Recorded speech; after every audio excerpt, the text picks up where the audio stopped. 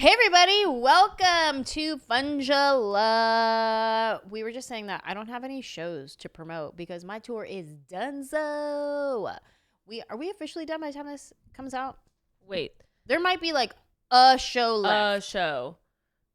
Yes, there's going to be like two weekend of casinos in April. But are they sold out already? For the most part, yeah. So I don't have nothing to promote, you guys. Just the YouTubes. The tour is done. So if you want to see all the fun we had on tour, you can go to YouTube, watch AJ on the Road. That's our docu-series documenting the whole trip. And then also my taping. That's what we'll start promoting. I haven't dropped any info yet on what it's called or when it comes out. Stay tuned. So stay tuned for that. But my next hour special will be dropping. Too, I was just thinking, definitely watch AJ on the Road for all of you guys that are like, you didn't come to Texas. We sure did. We sure did. We absolutely did. That's the worst. The number one comment, I swear, is Texas. When we leave a city and then people go, what the heck? When are you coming to Houston? I'd be like, girl, I was just in Houston. Yeah. Where were you? Yeah. Hello? And you call yourself a fan. Hello. Anyway, thank you for watching and listening to Funjelah. This episode, we have my friend Justina Machado. She's my favorite actress. She's one of my favorite actresses. Sandra Bullock and Justina. We talk about it on the episode. These are my favorites. She's so talented. She's so good. And I'm so honored that she came and sat down with us. She's been in so many different TV shows, movies. She's been doing it since the 90s. She's incredible. We have a great conversation. We laugh a lot. We get some insider behind the scenes information on some of these shows that she was working on. It's such a fun conversation. And don't forget to leave us a review on Apple Podcasts. Follow us on TikTok, Instagram, my YouTube, subscribe, all the things. And tell everybody why you love this podcast. If you want to call us and tell us what you're grateful for or what you're mad about, or if you need advice on anything in your life, you can call us or email us. Danielle will give you that information. Yes, 747-300-5380 is the phone number you can call or text us. Don't forget that. That's a fun feature. Or you can email us at funjelahpodcast@gmail.com or on Anjelah's website as well. There is a form you can fill out, and you can also tell us what passions or hobbies we should try this summer. That is also our summer project. Yeah. That is what we're doing. That's what it is. I have to figure out a passion. So help me do that. And until then, enjoy this episode of Funjelah with Justina Machado. Any kind of Netflix TV show that's coming out and they do their like cast photo or they're, promoting the show. Yeah. He's always working on those photo shoots, so he'll bring home random. Hello. Yeah. You got some water perks. Candles and like all the writer stuff that goes unused. Yeah, exactly. The stuff that just stays there. What's on your writer? My writer? Yeah. Do you have a writer for like a green room? No. No? That's so funny. I was like, I thought you meant the writers in the room. I was like, that's what she's like. What's that? I was like, what the talking about with my writer? No, I don't have the girl, please no, I'm so not that person. Really? Well, because what would I ask for? It's I don't know. Not just water, I guess, sparkling maybe water, white wine always. Okay, there it is. Unless if I can get away with it, you know what I mean? If I can get away with it. Yeah, I don't know. I just think after all these years of all these shows you've been on, you probably learned a little like, hey, I have to have fruits in my green room or something. No, because I'm not really in a green room a lot. You know what I mean? It's like that would be mostly like talk shows. Or like dressing room or something. Yeah, but honestly, that would just be mostly talk shows. And, I haven't done a lot of them. I mean, the last one I did was a long time ago. Was like when I was on One Day at a Time, Jimmy Kimmel. And I never think about that. I never think about like As long as I have water. I'm not going to eat there. Yeah. Like, who eats? You know what I mean? I'm not going to eat there. And I don't have a lot of people around me because it makes me nervous. Oh, so you don't roll with entourage or nothing I mean, I'll roll with who I have to. My manager, of course, if she, I'd love for her to come. My hair and makeup, and if the stylist has to come. But other than that, yeah, I don't really like a lot of people around. It makes me nervous. You're just about that business. I'm about that business. Although people were in my dressing room all the time on One Day at a Time. Yeah. All the time. I had like 10 people in there, 5. And I do well in chaos. But right before an interview, I'm too nervous. So I don't want people around me. Yeah. But like on the show, you're in your element? Like you're in... if I'm on a show? Yeah, like you don't get nervous for one day at a time. Let's say it's tape day. I mean, right before we would get nervous going on, like Rita Moreno and I would get really nervous. But like I just did Broadway. I just did a musical. Wait, Rita would get nervous? Yeah, Rita and I would get nervous. Yes. But Rita, we always got nervous, but never nervous on Broadway. I never got nervous on Broadway. Really? Never. Oh, that's where I feel like I would get for surezies nervous. No, because you can't do overs. No, and I think that's why it's not nerve-wracking, because you just have to be so focused and you have to be so ready and you have to get out there. Like, you do stand-up and you can't do do-overs. Yeah. So because you can't do overs, you don't have the luxury of like being nervous. I mean, I wasn't nervous at all when I did Real Women Have Curves at all. Wow. Yeah, at all. That's amazing. As soon as I opened that door, I was like, it was just like, when my entrance, I was never like, oh, I mean, of course, opening night, maybe, you know what I mean? The first night of previews, but on a regular, no, I was never nervous. But on One Day at a Time, I was nervous every time before the first take. Wow. Because, you can bomb, Yeah. And then it's like, okay. And you still got to go back out there. And then they're like, they come in and change the joke. And you're like, thank you, God. But you got to go back out there again. I have a question. Sure. Okay. You've done everything from a multicam sitcom to single cam comedy to drama to Broadway to all this thing, like the diversity in your, you can do it all. Is there anything that brings you more joy? I don't want to say the most joy, like I have the most fun doing this, but is there one of them that like gives you those like happy butterflies more than the other one? A Broadway. Ooh. For sure, Broadway. Because you're out there and the audience is right in front of you. It's immediate gratification. Like there's nothing. It's like that moment in Funny Girl where like Barbra Streisand standing out there and singing "My Man" at the end of the movie. It's that moment where it's dark, the theater's dark, the spotlight is on you, and it's like there's no other feeling than Broadway. Wow. Yeah. Broadway too, not just any theater, because I've done a lot of theater, but really being on that stage and in that world. Yeah. Do you think it has also something to do with like the magic of New York City and like? I think it just has to do with the magic of Broadway. I mean, New York City, of course, is incredible. It's to me, it's the greatest city in the world. But I mean, I prefer living in LA. I'll get a lot of slack for that one. But it's like I like the sanctuary of Los Angeles. But I do love me some New York, and I'm originally from Chicago, so that was the progression. I went from Chicago to New York to here. There's nothing like New York. So there's nothing like Broadway. I mean, I don't like Times Square. I don't like going to Times Square, but when you're in it, you can't help but get that energy, all the people. And New Yorkers love, true New Yorkers that have been there, that love theater, love Broadway. And they're so loyal, it's amazing.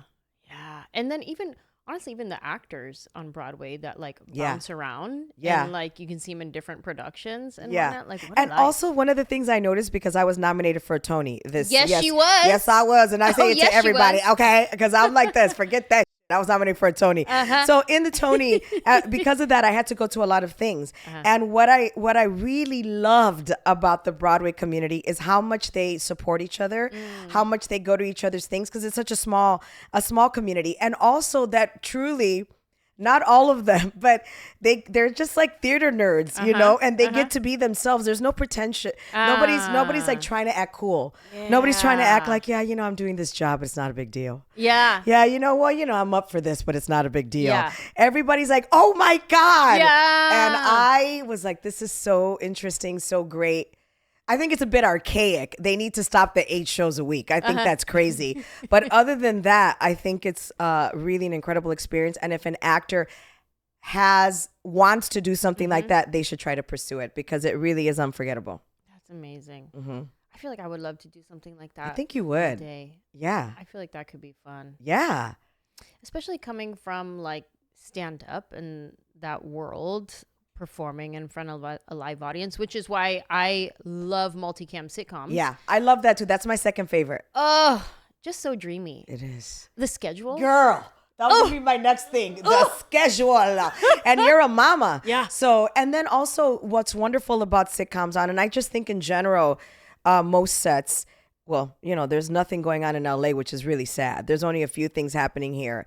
That makes me so sad. Really? Because in Hollywood, oh yeah, so many productions are not here anymore. And that makes me so sad because not only do I love this city so much, but also this is what this city was made. This is what made LA, Hollywood. And the fact that we don't get to work here anymore is really heartbreaking to me. For the last 4 or 5 years, I've barely worked in LA. After One Day at a Time, I was everywhere except Los Angeles. And that's heartbreaking to me. But see, here's the premenopause. I forgot what the hell I was talking about. The schedule of a sitcom. The schedule. One of the things that they do is they work with mothers. They work with new mothers. I mean, there's always a room. There's always a nursery. Like on One Day at a Time, Todd in India had just had a baby. So there was, you know, everybody dedicated a room for them and the baby was always there. And, you know, I love that about a sitcom. And I think most sets are becoming like that too, you know, a lot more friendly with that. My first job, I was an extra on Friends. Oh my God. That was my very first job. You were the only Latina on that freaking show. Girl, yes. Girl, you know, I never watched that show because of that. Really? I literally never watched Friends. I boycotted Friends. And my God. But then at the gym, I was like, oh my God, that's just funny. Oh man, that's my favorite show. Boycotted it because I was like, how the fudge do you live in New York and you don't even have a Hector? You know what I mean? Nobody had an affair with a Puerto Rican, a Dominican. You know what I mean? There's nobody in the bodega. Get out of here. Get out of here. Not even one bodega employee that they could have. One bodega. Okay, get out of here. They went to that coffee shop every day. Hector didn't work at the coffee shop. It is a funny show though. I've caught it at the gym and I'm like looking at it like this because I boycotted it in the 90s. The only person, believe me, the only person. Well, now you know there was a Latina. She just didn't get to say anything. Oh my God, exactly. All she got to do is walk back and forth like this. That was my first job. I just moved to LA. Wow. And I signed up to be an extra. It was a whole story of how that even happened. But so I ended up being an extra on Friends. And I remember walking onto the Warner Brothers lot and walking past all the different sound stages and just how magical it was. Yeah. And just like walking onto the stage and seeing like the guy's apartment, the girl's apartment, the coffee shop, whatever. And then we would be in the bleachers, the stands during their like rehearsals and stuff. And just like being a part of that magic. Yeah. The smell of a soundstage still until this day is so like magical, and I'm like, oh my God, I love it. And I love it too. And you were on the most magical sitcom. Yeah. Because that was, I mean, I heard that it was so popular that they would do 2 shows. Really? You know, like I wasn't there for those something like that. I mean, it just was so, I mean, can you imagine being a part of something that successful? Yeah. It's really incredible. But that's where I learned the schedule. Yes. And I learned about table read, rehearsal, go home at 3 o'clock. You know, the day you read the script depends who your director is. If you have a director that wants to rehearse that day, great. You might have a director because they have to make changes after the read through. And then they're like, go home. And you're home at like 12, at like 11 o'clock in the morning, noon. It's incredible. Yeah. And show night is the best. Magical. So much fun. So fun. Yeah. The audience, the energy is fire. It just, everything. I think this is what I love most about multicam sitcoms is the bloopers. Like, yes. And getting to include the audience in those moments. Yes. And like breaking that wall just for them and like those types of moments. It's great. So fun. And then after a take, when all the writers would come on and like rewrite something that didn't work and then rewrite it and then taking it again. Yeah. Just that. Just it's that really in itself exciting. It's fun. And it's a good, and it's an incredible, if you're whatever stage you are in your life as an actor, what a great learning experience it is to be able to keep focused, but yet have the audience engage with you, be able to change things immediately. It's like everybody's in it together and the audience is in it with you, you know, because they're always on your side. The warm-up person, I mean, that is such, like before there's a show, in between takes, they have somebody who entertains the audience and they're so incredible. Oh, yeah. Like my showrunner on One Day at a Time used to be a warm-up guy. No way. Yeah. And I think, what was that show that Michael J. Fox was on and then Charlie Sheen replaced him? It was about working in a news place or something. It was a sitcom. I don't remember. Oh God, I don't remember. I don't know. It's something in the 90s. But he was the warm-up dude for that. Wow. I love it. He was your showrunner?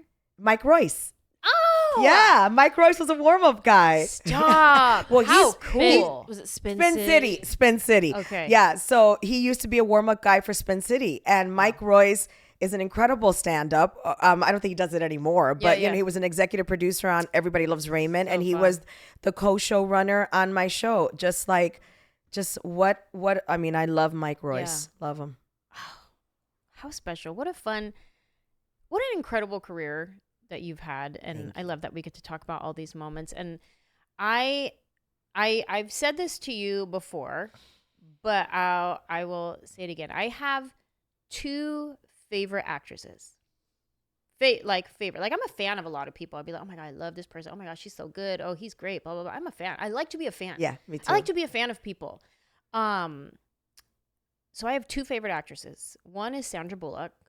And I feel like every time I see her in whatever it is that she's doing, I'm like, yep, yeah, excellent, again, yeah, well done, again. My other favorite actress is Justina Machado. Oh my God, every time she says that, it's so sweet. You are gracias, my favorite. Ay, gracias. And I remember the moment when it happened, watching you in Pedro. Oh yes, Pedro, that movie. Really? Early 2000s. I love that. That was the thing that was the moment. Made you like that me. was the moment when he asked you to go get him a glass of water. When he was dying, and we did the Virgin Mary. And you bring it to him to drink, and he says, "No, put it under the bed." Yes, and then you start losing it, and then I start done. That's it. And that's where I was like, what movie was this? Pedro. Oh, it was just called. And I love that moment. And the thing is, the funny thing about that part is that we shot that movie in Puerto Rico, and we were in some really not kept together home. Mm-hmm. It was a hot mess. And we had 5 minutes to do that scene. No way. 5 minutes. And I was like, well, let's do it. You know, when you're doing an independent film, you can't, you're going to lose it. You're not going to have that thing. And Alex Loinas, who played Pedro, literally said that during that whole thing, there was a big ass cockroach flying. Stop. So I'm over here like doing, and he goes, that the cockroach was just flying, because they got the flying cockroaches in Puerto Rico. And literally I was like, bro, thank you so much for not telling me. Okay. Because I would have been out the door and be like, I guess we're not getting that take. That's wild. Excuse me. And that's where I fell in love with you. In that moment, I was like, oh my gosh, like it was just so real and raw and perfect, and you just sucked me right in. Thank you. And ever since then, just a huge fan of yours and your career. I mean, like you say, first of all, the amount of shows that you have been a series regular on. Not a series regular. Okay. Some of them series regular. A lot of them just heavy recurrings. Heavy. Look at that. I always have to not this, not that. You know what I mean? Heavy recurrings. Yeah. like most people are like, ooh, girl, I got, 6 episodes on woo, woo, woo. Yeah, Justina over here, like, I'm on episode 23. Let's go. Like, to me, it's like, I don't know what it is. I always feel like I have to underplay only because people are, I've been here for so long and it's changed so much. Yeah. The whole business has changed, but also people's attitudes have changed, which has gotten better. Good. Do you know what I mean? So it's not a bad thing. But when I first got here, which was in 1995, I was in New York in 94. In 95, you couldn't tell people what you wanted to do or what you were trying to do because then they thought you just were arrogant, So you couldn't be like, you had to pretend you were just here to be just here. Right. And, because the people that spoke about acting all the time, which is all you heard. Yeah. All you heard in the 90s. And now I miss it because that's not what happens anymore. But you kind of didn't want to be that way and you didn't want to. And then this new generation of actors came. And I think it was like around the 2000s where they were very, very outspoken about what it is that they wanted to do and what they wanted to accomplish. And then it became okay. Yeah. So I think I struggle with it. I go back and forth. Well, you don't have to downplay anything here, girl. Because I struggle with stuff. I'm like, oh God, No, you've had a astounding career. Just very, very cool. I need to be reminded because sometimes you really feel like you're not getting anywhere. Oh my gosh. And when those moments happen for me, it's funny because I'll have like a radio interview scheduled to promote a random show and I'm like, oh man, I gotta wake up at 6 a.m. to go promote this show, blah blah blah. And then I'm on hold, right? Because you hear the radio people talking to each other and they're like, the weather today, we got the highs of 76 and blah blah blah blah whatever, and you're waiting for them to intro you and start going in. And it'll always be like, if I'm feeling like down about something or like, man, what am I doing with my life? Where are we going? What are we doing? And then I'll hear them getting ready to announce me and they're like, all right, our guest today. And they start going over my resume and the things that I've done. And I'm like, I hear it and I go, whoa. And it's such an amazing reminder of like, what a cool life I have lived. And won't he do it? Like if God did it back then, he'll do it again. Like I have to remember that, of course he'll do it or they'll do it. I don't want to make God a he. Whoever you want to make him, I just want God is God, okay. Tired of it. He's doing things. Won't they do it? Won't they do it? Whatever they is. Listen, they, them, we appreciate you. Yeah, it's like, so... But I have to remember that because it starts to go like, because you get all the noise like, oh, this is happening, that's happening, nothing's happening, this is going on. And then it's just like noise. And you just got to keep focused. Whatever that is, it changes constantly. I have so many questions. Okay, on this podcast, we do MADtitudes and gratitudes. Yes. That's the one thing that makes you mad, gets under your skin, what gets on your nerves. And then we'll talk about some things that you're grateful for throughout your life. But I have so many more questions that I want to ask you. So let's do your MADtitude first, and then I'm going to jump in. So what makes you mad? What gets under your skin? What annoys you? Oh, God. The thing is, I'm a Virgo. A lot of things annoy me. I'm getting over a cough. The cough that the whole world has right now. Yeah, exactly. Excuse me. Oh, God, I'm a Virgo. So many things annoy me. A big thing that annoys me is people that are, or just in general, that talk about something over and over and they don't have a solution for it. Like, I'm okay with listening, but I'm a fixer. Okay. So what are we going to do to fix this thing? Yeah. I can't be the one that's there listening to the same story over and over again about your relationship, the same story there, or the same story at work, or the same story. I'm always like, so what are you going to do about it? What are you going to do about it? Another MADtitude is when people just, and I don't know if this is a MADtitude, but what gets under my skin is when people just don't believe that they can be more and do more. When they just don't see it, when they just don't get it. And it's not what's mad. I think it makes me, it's sadder to me. I'm like, oh my God, feel stuck in whatever situation that they're in. I think that's my biggest MADtitude, like, not taking care of what's in front of you and just kind of Yeah. again and again. I cannot stand that again and again and again. Do you think it's because you have such like drive and determination, and you're like, wait, what are you doing? Here, do you need some of mine? Here. Because I think it's doable, because I also think, like, I look at a lot of people that have everything, not everything, because you never know what's going on in people's lives, but that have the tools, and I didn't. I mean, if you could do how I got through things without having any kind of help, any kind of family situation that would make me feel that way, any kind of support. I think sometimes I can be a bit annoying, because my brothers always say to me, yeah, you just don't listen. You're just, you compare about what you did. And I'm like, yeah, I'm like the one that says, well, I walked 5 miles in the snow. I'm that person, So I'm like, I'm trying desperately in 2026 to not be so like, oh my God, get over that. Like, my favorite line is get over yourself. It's my favorite thing. I always tell people that, get over yourself. And they're like, what? I'm like, get over yourself. And I take my own advice, though. I'm one of those people, like, you can tell me stuff, because nobody wants anybody to be mean to them, but I can take my own advice. I don't give out advice that I don't do. Yeah. Do you have somebody in your life that checks you, or like? No, I mean, yeah, but not really, because I'm very cautious of what I tell people. Okay. Like, I don't tell people things until I'm ready to get checked. Okay. Until I'm ready to get checked.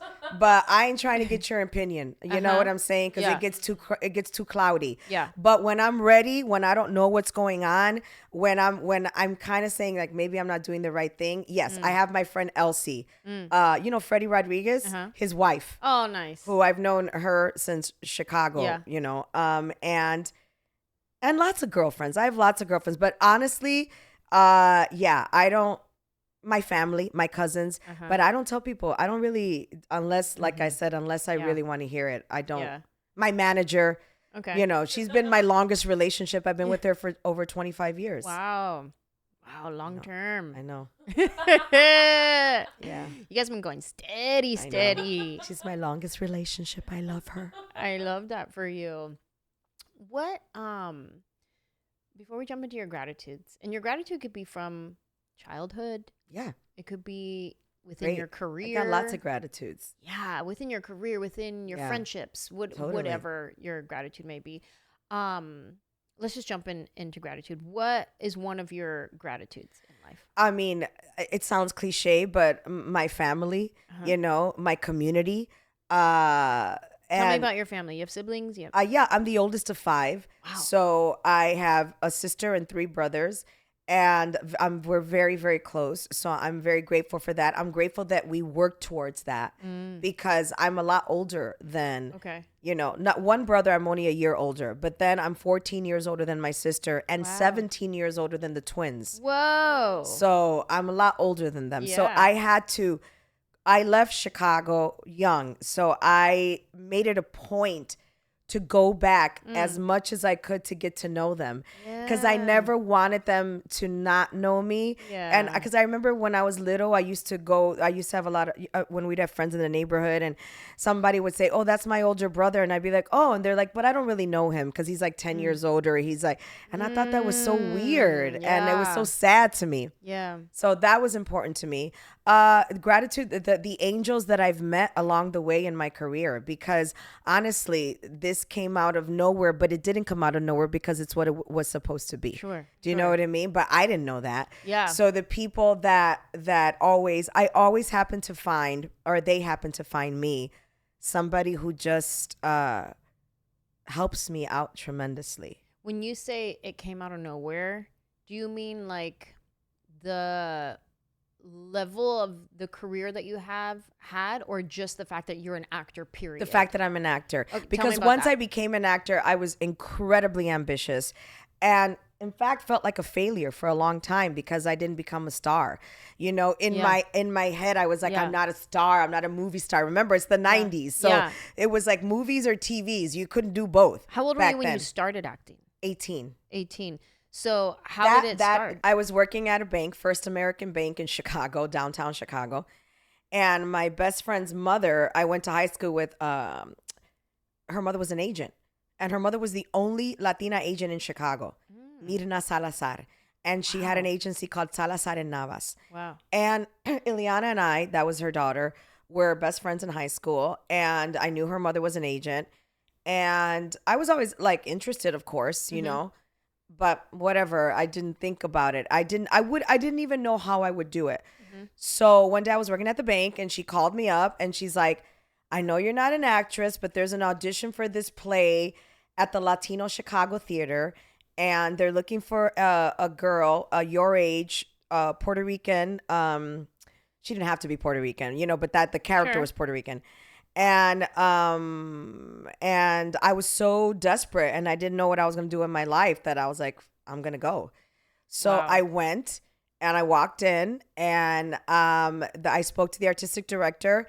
And then he became one of my biggest mentors, you know, and I went in and I auditioned, you know, and it was the lead of the show, of the play, and I got it. And he said, I know you don't have experience, but I'm going to surround you with actors that are experienced and we're going to lift you up and all this stuff. And then he asked me to do another play. Then he asked me to do another play. And then he would say, and I would say, yeah, I'm just doing this because I don't know what I'm going to do in my life. So that I'm just going to do this. And so every play he would ask me, do you think you're an actor now? And I'd be like, no, because in my hood, I'm from the inner city of Chicago. Like I'm an actor. Everybody's going to make fun of me. Everybody's like, oh, you an extra? Everybody's like, you know, busting your balls or bust, you know, whatever they do, however you say it.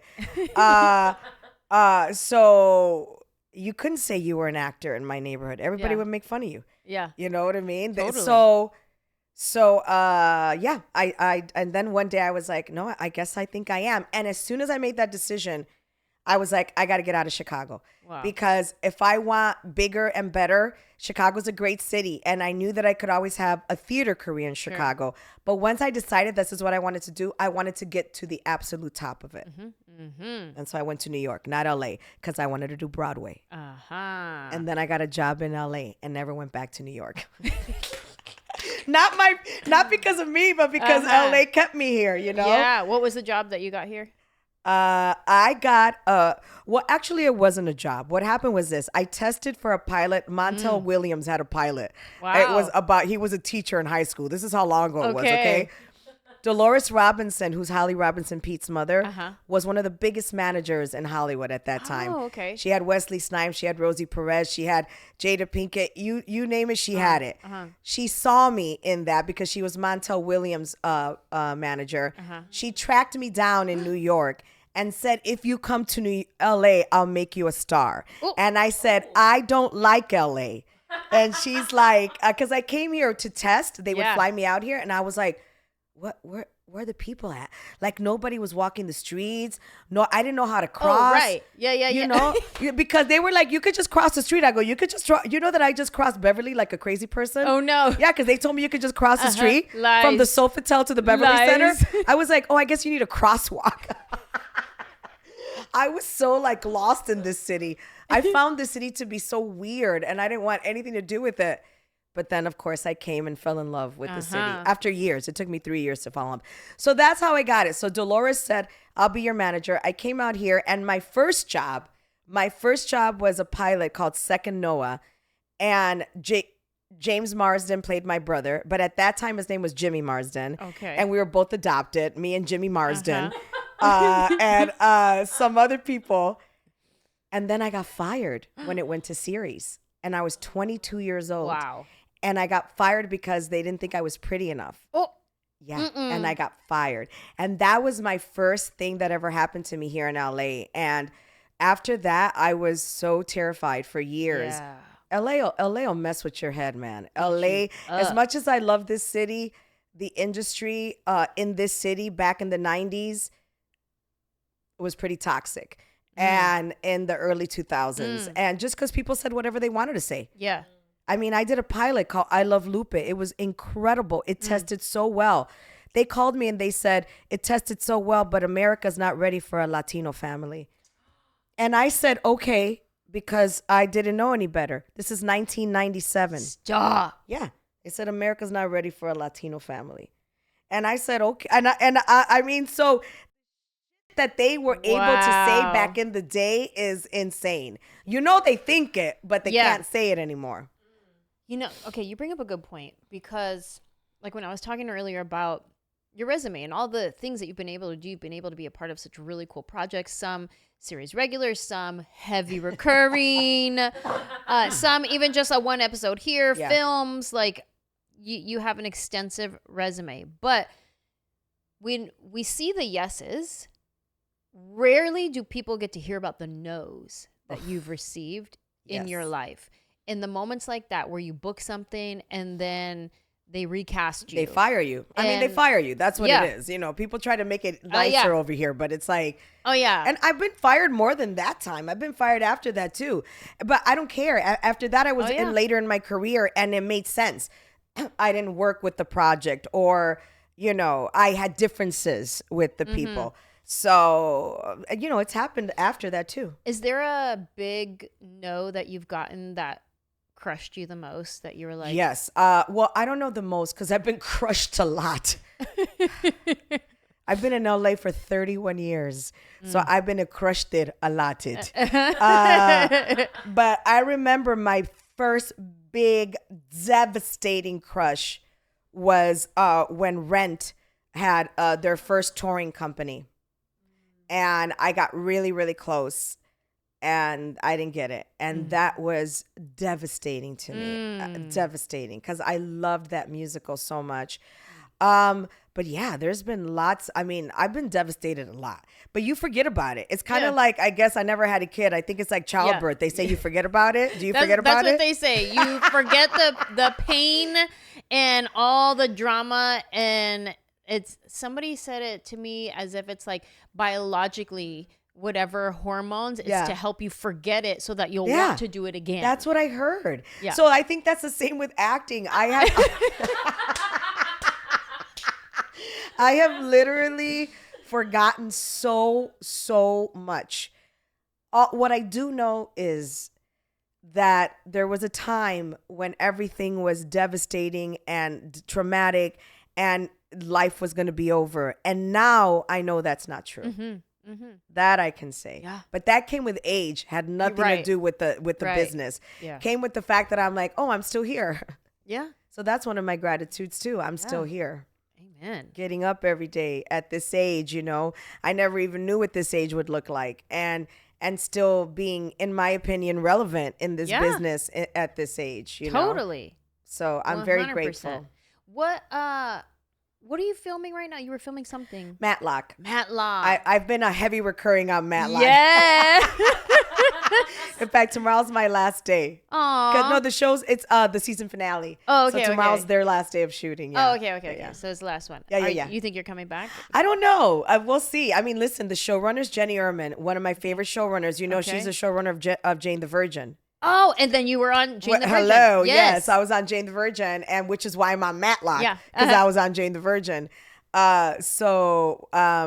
I mean, that's not why. I have a relationship with Jenny. Yes. But I believe me, it would be an incredible gig to have because it's shoots here in Los Angeles, and you're with Kathy Bates, Sky P. Marshall, Jason Ritter, Bo Bridges, I mean, Sam Anderson, it goes on.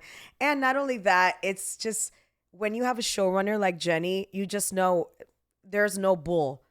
It's all love and it's all like work but love and work and respect. Yeah. Jenny has no time for that kind of stuff on her sets. Yeah. So I love her and I love her team. Do you guys film on a studio lot or Paramount location? Oh yeah. Yeah. Okay. Paramount. Oh, Paramount. I did I was a stand-in on a show on Paramount lot. And I remember this was like my big bump up from an extra. Hold on, everybody. Okay. Because I went from an extra on Friends, and then the AD on that show, Carlos Pinheiro, you know him? Yeah, he was the AD on our show. Yeah. On One Day at a Time. Yeah. And then so he brought me on to his next show as a stand-in, and that was Love Inc. on UPN. Okay. Oh, remember UPN? Yes. So this was Holly Robinson P. It was Holly Robinson P. It was Busy Phillips, Eon Overman. I I love Busy Phillips, and I love Holly Robinson Pete. Reagan. I don't know these people. ¿Cómo se llama her last name? Reagan something. Is Reagan a black actress? Yes. Yes, I know who she is, but I don't know her last name. Gomez Preston. Oh my God, I was gonna say Gomez, but I was like, oh, I love her. She's beautiful. That girl. Yes, Yes. her. They're all And then gorgeous. who was the guy? Vince Villouf. Vince. I don't know him. Villouf. How do you Villouf? spell it? It's Vieluf. No, I don't know that name. Nah. But he was hilarious. He was the only guy. Whose stand-in were you? Eon Overman's stand-in. I don't know if I know. It doesn't So matter. Okay, she's like black and white actress, but she was playing Latina on the show. yeah, well, And yeah, that was when they let that happen. Yeah. And then I was real that. Latina. Yeah, stand-in. exactly. Oh God, don't even get me started on that. Okay. But I got my first speaking role on that show. So I was a stand-in the whole series long. Yeah. It lasted one season. And then on the very final episode, there was one little co-star role that didn't get cast yet. And the whole cast kind of like Anjelah. They said give it to championed Anjelah. me. Yes. That's right. Because that's what happens. Yes. Because one of the things that used to be amazing about work being here is that background actors really had like a home stand-in background because everybody becomes like family, and you want them to get a line because you know that's why they're doing it. Yeah. They're doing it to get in the union. Yes. So it's always beautiful to have a family that champions you, and that's usually what happens and on that's sets. what happened. So I got Love my it. first speaking role on the final episode of this show. Love it. And I was so happy. My sister flew down to come and be at the taping and watch it. Like it was a whole thing. I was like, oh my gosh, I'm doing this. And you're so right that people start championing you, getting around you, and like cheering for you and wanting you to win and knowing that. And I remember when I was an extra on Friends, and then the very next show was the Joey spinoff show. I don't even know if you remember. It lasted maybe one season. Yeah, because I think Diana was on that show, wasn't she? Oh no, Diana did another one with him. I thought Diana. No, she did. I think it was a Man with a Plan. Or Oh yeah, she did the other one, but I know the one. spinoff he had. It's with Drea de Mateo. Yes, I remember that. Yeah. So he did a spinoff show. I was an extra on that show as well. And one of the actresses that played his neighbor, she was a series regular. She played his neighbor, and so there was a moment when we were backstage, and I'm entering the apartment building with her, just like the quad area when you walk in, and so there's the pool and there's whatever, and then all the apartments are around like an outdoor. I used to live building. in a place like that. So we entered together, like as if we just walked in, and then she goes this way and I go that way, and she just goes bye, and then I just go to my apartment. Like that's all we were supposed to do. Right before we walk on, she goes, okay, what do you want your name to be? And I was like, I don't know. And then she's like, just like pick a name. What do you want your name to be? And let's just say I picked Jessica or something, right? And then she's like, okay. And then they call action. We go on, and she goes, okay, bye, Jessica.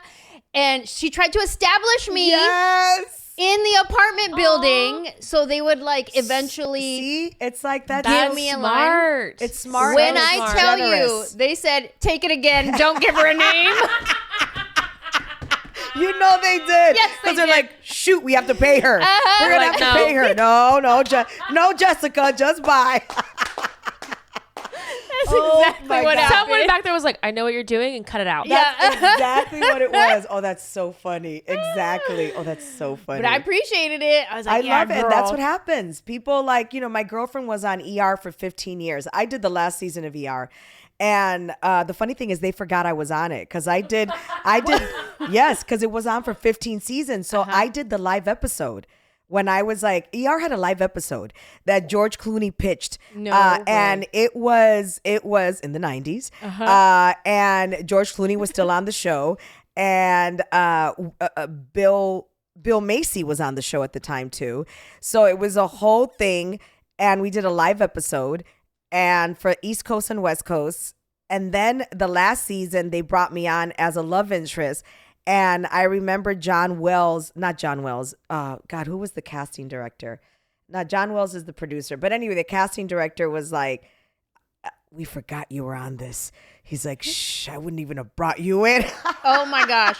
But I did the last season because I was like, well, so did everybody else. They forgot I was on this. You know what? Law and Order SVU does it all the time. Oh, I was like, we've talked about this where I was like, they keep track of it, but I guess not. They did it on ER, which was great for me because I loved ER and I love those people. But I started that because my girlfriend Laura was on it for 15 years. And the background actors, they were like family. And then they got lines and then they became, that was the beauty of like things being shot on a sound stage also. Yeah. Just become a family, a community. I love that. Give me another gratitude from your life. Another gratitude. I'm grateful that I was raised in the city of Chicago. I find that to have really shaped a lot of me. Also, it was a great place to start because so I'm grateful for that. I'm grateful for my grandmother that I had the opportunity to have somebody like that in my life. You know, I mean, it was only 32 years of my life or 33 years of my life, but I'm incredibly grateful for that. So she got to see you be an actress? Yeah, she didn't quite understand it though. I mean, one time I put Torque on for her. It's a movie I did with Ice Cube and Adam Scott. And it was a motorcycle movie. And then she's watching it. And Bendito at this part, she was already pretty sick. And she had her oxygen thing and she's watching it and she throws her head back and she's like, ay, quítame esta mierda ya. What does that mean? Take the shit off already. Oh. She was like, ay, quítame esta mierda ya. And I was like, okay, thank you. She forgot it was you. She was watching. She's like, this movie's dumb. She was like, I mean, that. So, she did that. And then she did get very excited when I was doing a musical with Jaime Camil, who at that time, I didn't know who Jaime Camil was. It was 2005. And she was like, oh, so, in Spanish, she's like, so you're going to work with Jaime Camil? I'm like, yeah, I don't even know who he is. I mean, I know him now. I love him. Sure, of course. But Jaime was so famous, like in the Latino world and the telenovelas and all that. She was Then she wasn't like, quítame esta mierda. Oh my God, that was so funny. Because I mean, like, so it wasn't like, whoa, that's amazing. It was like, oh. I'm so glad she got to see you though. I don't think she quite understood it though. Or maybe I don't know, she did get to see me, but she never expressed any kind of like pride. Do you know what I mean? Yeah. But that's just the world that they came from. She understood. Yeah, she had to she have, got it. Yeah. So I'm grateful for her. And I'm grateful for actually like really the people, I have been as terrible as this can be. It's also really magical. And I have some really magical women in my life. Yeah. I'm very grateful for that. Yeah. Tell me about some of them. Oh my God. Well, Gloria Calderon Kellett, you. Amazing. Oh, thanks, Queen. Ida Rodriguez. Who else is Diana Maria Rivas, Lisa Vidal, Eva Longoria. I mean, I can go on and on with all of these women that I can just pick up. My manager, Danielle Dell, before anybody. I mean, like, this is the woman that has believed in me even when I didn't believe in me. All the women that I worked with in Real Women Have Curves, every single one of those incredible women that I shared the stage with, that I would look at and I'd be like, oh my God, the community of women, the community of love, the community of like helping each other out when we need help. When you call somebody up and you're like, whoa, man, I think I need a job. You know what I mean? Can you help me out in something? So I am so incredibly lucky, in that world. 100%. Yeah. You mentioned Gloria. Yes. Who we love. Superstar. First of all, one day at a time. My question, first of all, how did that come about? Was she already working on the project and she said, I want Justina for this? No, this is a great thing. Okay. I was on Twitter when I was on Twitter, because I don't do that anymore. And I saw that that Rita Moreno was doing the remake of One Day at a Time. And I had always been a huge Norman Lear fan. And so I called my manager and I said, hey, can I get in on this? And she's like, you're on a list. I said, great. It just so happened that it was all meant to be. It so happened that like literally I had the weekend off. I had days off and I flew to LA and I auditioned for Norman. And Gloria we had never met each other before. Oh, wow. So that's what I didn't know anybody in that room. Wow. They knew who, but I wasn't even who they had in mind. They had somebody else in mind. Can you say who it was? No. Okay. Yeah. Tell me after. Yeah, I will. They had somebody like Gloria. Yeah. And so when I walked in, it was like, I just knew, and I walked out and then I got, did you feel right away. I crushed it? I did. I also felt I couldn't do anything else because Norman said to me, oh, that was great. Is there anything else you want to do? And I was like, no, I think it's good. And I walked out like that because I was like, no, I don't think I'm, because I knew what he wanted. Yeah. I knew what his stories were. I knew the essence of him was like, you're grounded. It's real. It's not the sitcom that I hate, like joke. I don't like those kind of sitcoms, I don't get those kind of sitcoms because I don't do well with that. So that was it. And truly, it was complicated for me to do it at first because of Queen of the South. But because of Gloria and my manager, it worked out. Like I was ready to give up on One Day at a Time. And then Gloria DM'd me and she's like, what can we do? And I didn't even know her. Wow. She's like, what can we do for you to do this? What do we do? Wow. And they came up with the plan. And that's how I was able to, they were gracious enough. And really, because they didn't have to be. Queen of the South was gracious enough to let me go, to know that I had a better opportunity over there. And they let me go. Now, they let me go before I even knew I had One Day at a Time, because in order for me to get One Day at a Time, I had to be off the other show. So I still had to test for it. Yeah. But I was that positive that I would get it. Amazing. And so how many rounds did you go through for One Day at a Time? I went for the first time to meet Norman, and then all of a sudden they told me to go to Norman's house. And Norman's house was a house. I mean, it was up in Mandeville Canyon. They don't live there anymore. Well, he passed away. But Mandeville Canyon, and it was just like an estate, girl. I was like house after house. I was like, I never saw anything like that. And then the rotunda, and I get out, and the first thing I say to him is like, my God, you have a big ass house. It was huge. I was like, what the hell? So then we sit in and I'm thinking, where are the other actors at?